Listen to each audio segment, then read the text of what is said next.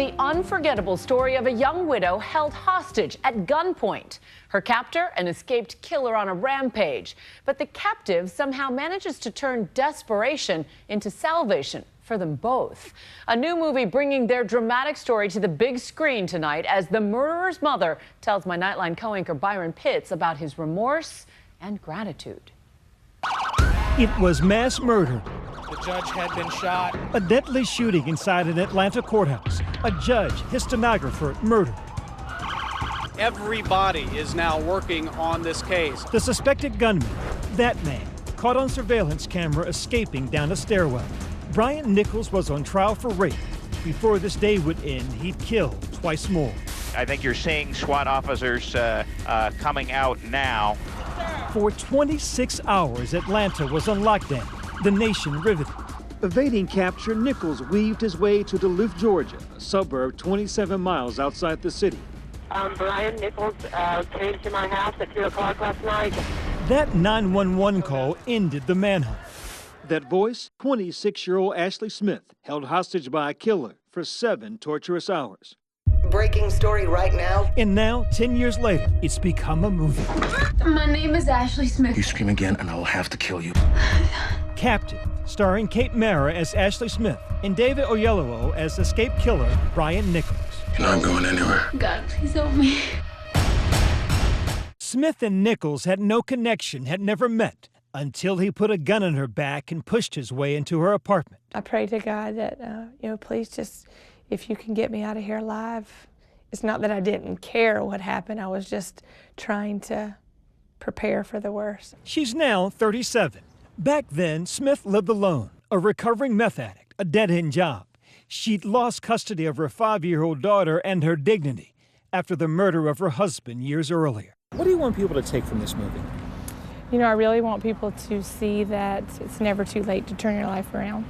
All she really had was her fading faith. The fear of death was the shock her soul needed.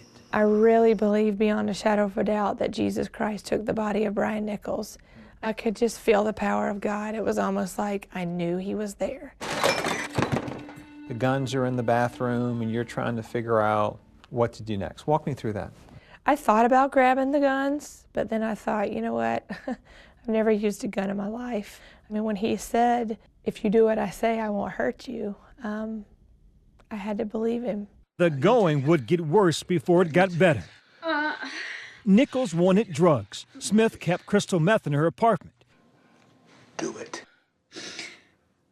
No. So what was Brian Nichols' reaction when you told him no? He just accepted it. I told him that those drugs had ruined my life and I wanted no part of it. He did 2 lines and he left 1 sitting there. Because I knew if I was going to die, I didn't want to meet Jesus having drugs up my nose. I wanted to just be normal. She made him breakfast, pancakes. More than that, she fed his soul. And besides, the only reliable weapon she had in the house that night was the book she had been reading for inspiration, The Purpose-Driven Life by Pastor Rick Warren. Read it to me. It all starts with God. It's not about you. Smith would show Nichols not only defiance, but dignity. The greatest tragedy is not death, but life without purpose. It says God deserves your best. He expects the most of what you've been given. Examine your experiences and extract the lessons you've learned. Did he let you finish reading? Well, when I finished reading, I said, what do you think my purpose is? He said, I think you need to share your story with people. What is perhaps the hardest thing of all to believe, Nichols, the man who in just the past day killed 4 people in cold blood, let Ashley Smith go free. I said I have to go. You don't need this. The killer and the hostage, both parents, he with a newborn son, she had an appointment that morning to see her little girl, and destiny had a deadline. He handed me some money that he had in his pocket, and then I just left. I remember walking out the door, my knees were still shaking as I got to the car, and I thought, this is too good to be true. Surely he's going to come out and shoot me. But I got in the car and made it around the corner and immediately breathed a sigh of relief. And so you called 911? I called 911. Emails advising that Brian Nichols is in her apartment and she ran out. We can confirm that Gwinnett County's SWAT team has Brian Nichols in custody. The two sinners saved by grace, as she describes them, would see each other only one more time at Nichols' murder trial. He said, "Have you been watching the news?" My main objective was to tell the truth, and I didn't want anything to come in between that. Members of the jury, you may now retire and make up your verdict. For the victims, justice came swiftly. The jury sentenced Nichols to multiple life sentences. Tonight, his mother, Clarissa Nichols, shares her son's side of this saga. What has he said about that night? He was very grateful for the way that Ashley treated him. He also gave him an opportunity to go back and reflect on what he had done, and also to consider the impact of his actions on the victims' families, for which he was extremely sorry. Brian was active in the church. He had an excellent job.